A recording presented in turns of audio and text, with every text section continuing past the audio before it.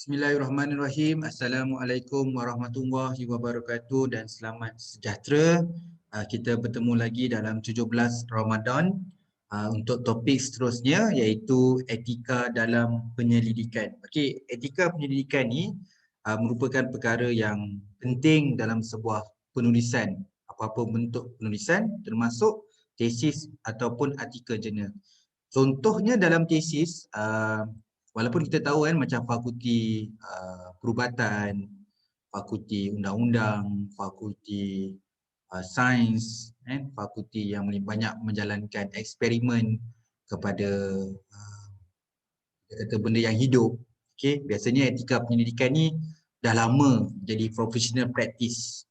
Tetapi beberapa universiti, lagi-lagi universiti yang dalam bidang sains sosial,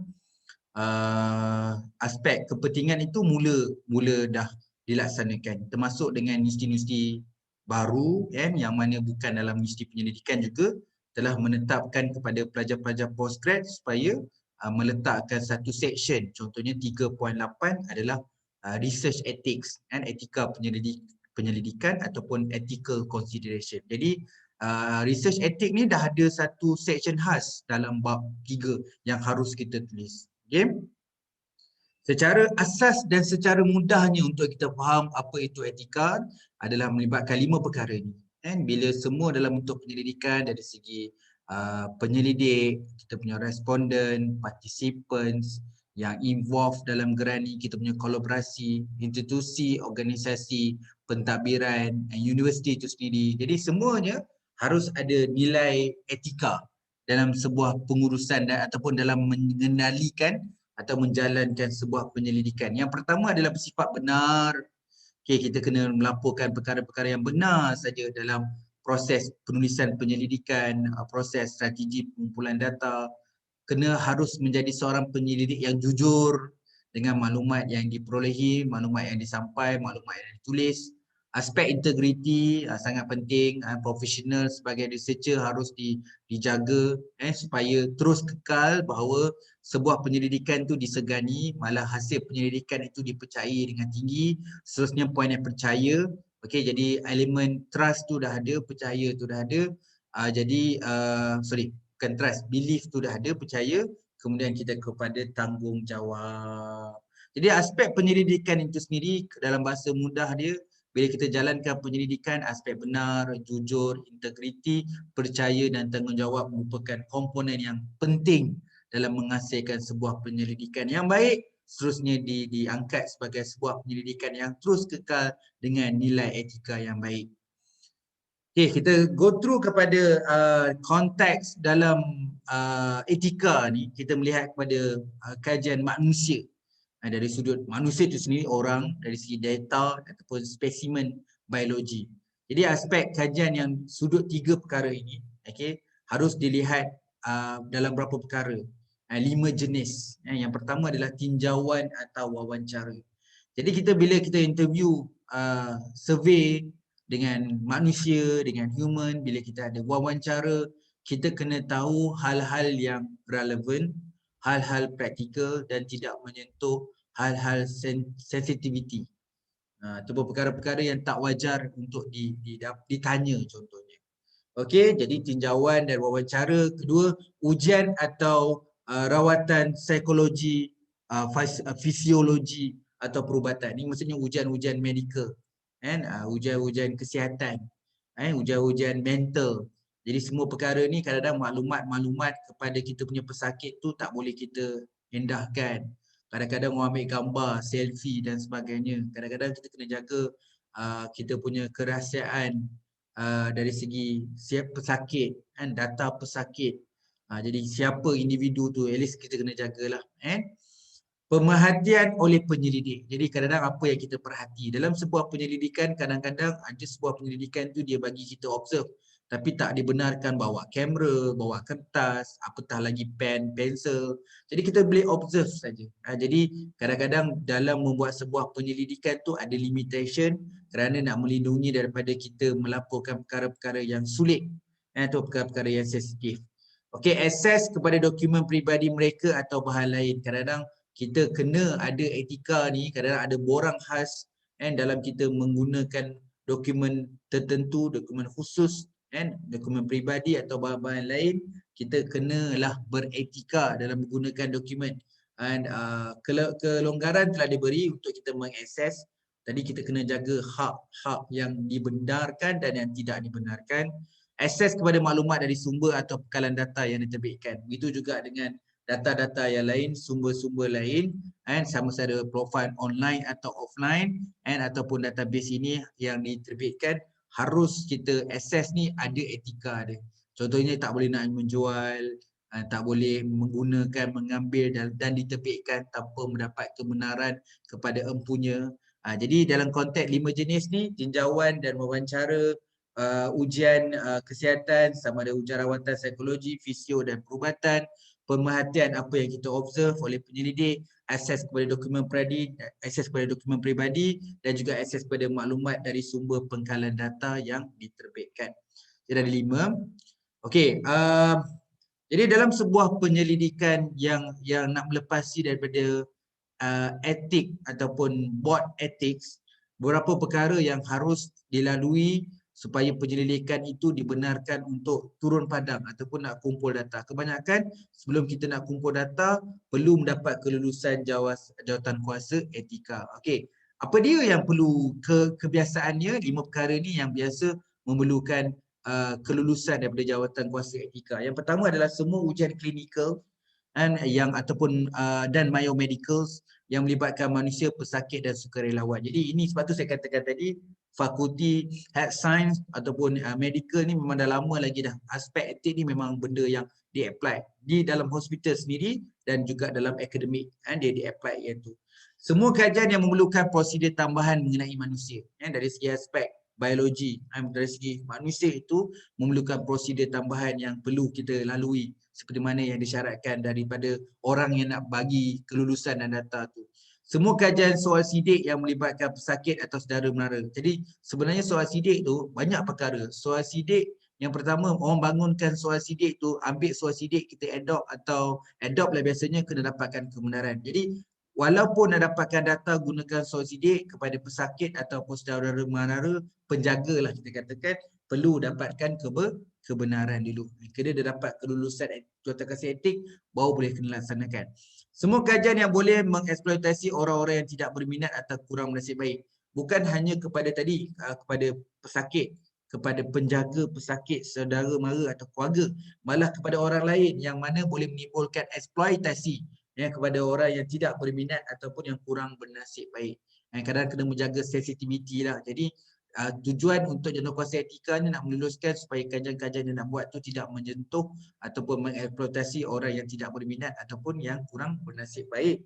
Kemudian yang terakhir, yang kelima, perlu juga kelulusan jawatankuasa etika bagi prosedur kajian sidik, temuduga, ujian pendidikan, tidak perlukan kelulusan jawatankuasa etika. Okey, dalam kes kat bawah tu nak beritahu ada setengah, tapi ini pun ikut praktis. Kadang-kadang kita nak buat prosedur kaji sidik, soal sidik, temuduga atau ujian pendidikan, tidak perlu jawatankuasa etika. Yang ni saya nak perjelaskan, dia bergantung pada institusi. Kadang-kadang dia ada layer dia, board ni ada layer dia. Kalau jawatankuasa etika tu mungkin ada 3 layer. Mungkin yang kalau yang very simple science social, tidak menyentuh manusia atau sensitivity tadi, mungkin di layer pertama je dah boleh endorse dah. Tapi kalau menyentuhkan aspek-aspek pesakit, manusia tu sendiri, dari segi aspek-aspek itu memang memerlukan kelulusan jawatankuasa etika. Jadi nombor 5 ni nak beritahu, ada yang tanya nanti, kena semua ke kena dapat jawatankuasa etika? Jawapan yang terbaik bergantung kepada pelaksanaan implementasi sebuah universiti. Kadang-kadang proses yang dia perlukan semua harus memohon, cuma dia akan menilai dari segi permohonan itu perlu tak kepada second board ataupun terus kita endorse.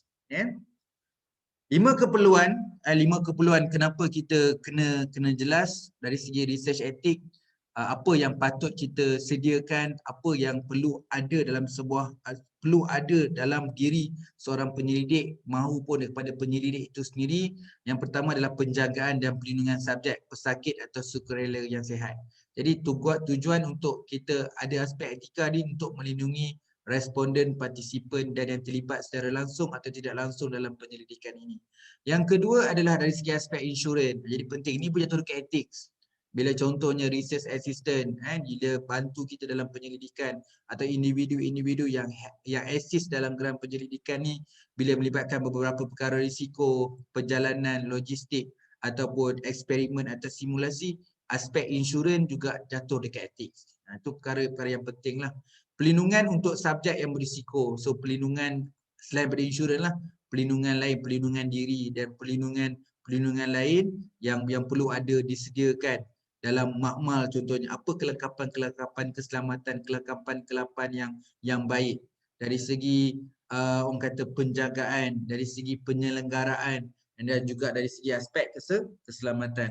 Memproses permohonan kebenaran jangka masa. Okey, kadang-kadang kita perlukan juga 5 keperluan ni dalam mendapatkan kebenaran dalam jangka masa. Contohnya sekarang ni beretika sebagai penyelidik, kita nak collect data waktu pandemik. Kadang-kadang kita perlukan dapat kebenaran untuk merentas negeri. Jadi permohonan kebenaran ni pihak mesti dah keluarkan satu guideline, dan guideline itu perlu dirujuk pada sistem yang ada sekarang. Kan ni kena pergi balai polis kalau nak rentas negeri. Okey.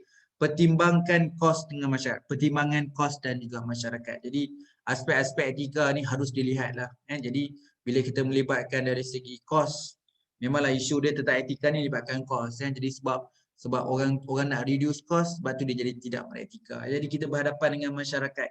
Jadi buat kajian-kajian kemasyarakatan ni, berapa perkara yang kita harus kekal etika. Masyarakat ni ada budaya dia. Ada pelbagai budaya, ada bangsa dan agama. Jadi aspek-aspek tu dalam sebuah penyelidikan, kita kalau nak pergi satu penyelidikan tu kena tahu kedudukan setting, naturalistik dia. Supaya kita tahu kesesuaian dalam menjalankan sebuah penyelidik sesuai ataupun relevan. Jadi jawatan kuasa etika memang melihat perkara ni. Masa yang sama kita kena make sure semua perkara-perkara ini harus ditimbang dan dilaksanakan bagi memastikan sebuah penyelidikan yang bersifat beretika. Okey, ada beberapa isu atau konsep asas dalam etika ni, especially kepada pensyarah yang biasanya hadapi dilema dalam membuat keputusan beretika and decision making.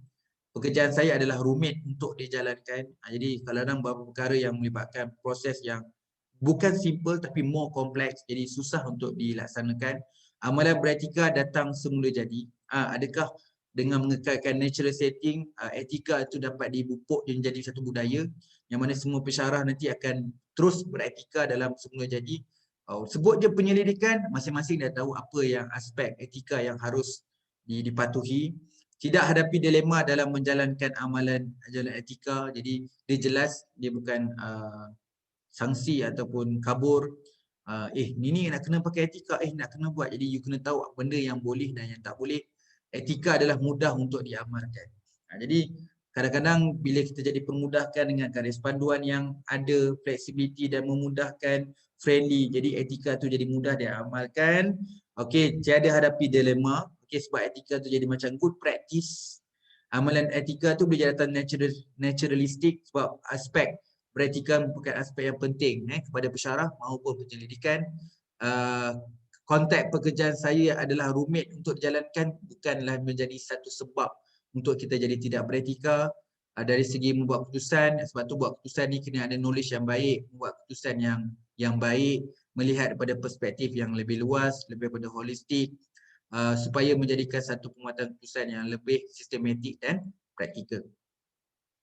Okey, penyelidikan dan penerbitan sama juga dalam sebuah penyelidikan. Tesis salah satu dia, geran penyelidikan, malah terbit artikel jurnal dan buku ataupun proceeding.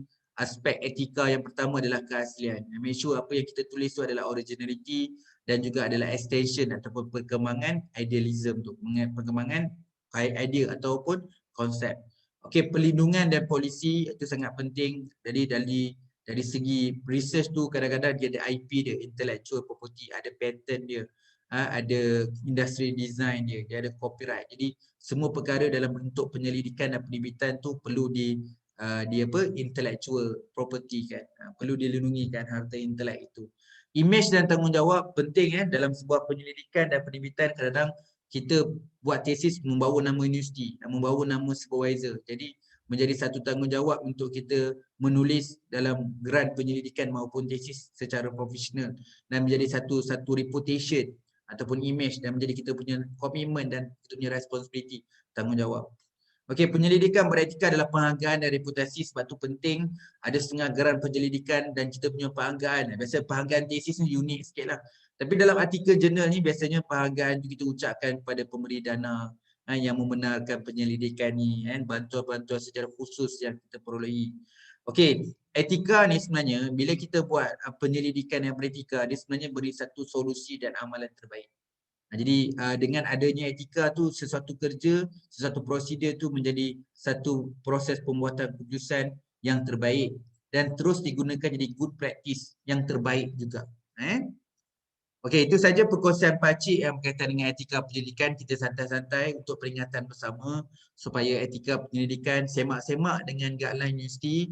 Jadi kita tengok senior-senior kita tak ada dalam bab 3, tapi tengok sekarang ni tempat Encik saya pun dah start kita amalkan bahawa setiap pelajar perlu melepasi jawatankuasa etika sebelum dia collect data. Okey, mohon maaf segala kekurangan dan kesilapan Pakcik dalam menyampaikan ilmu ini. Ucapan terima kasih atas komitmen dan masa yang diberi. Okay, kita jumpa lagi dalam slot yang seterusnya dalam perkongsian di bulan Ramadan. Semoga kita berjumpa lagi insya-Allah. Assalamualaikum dan selamat sejahtera dan terima kasih.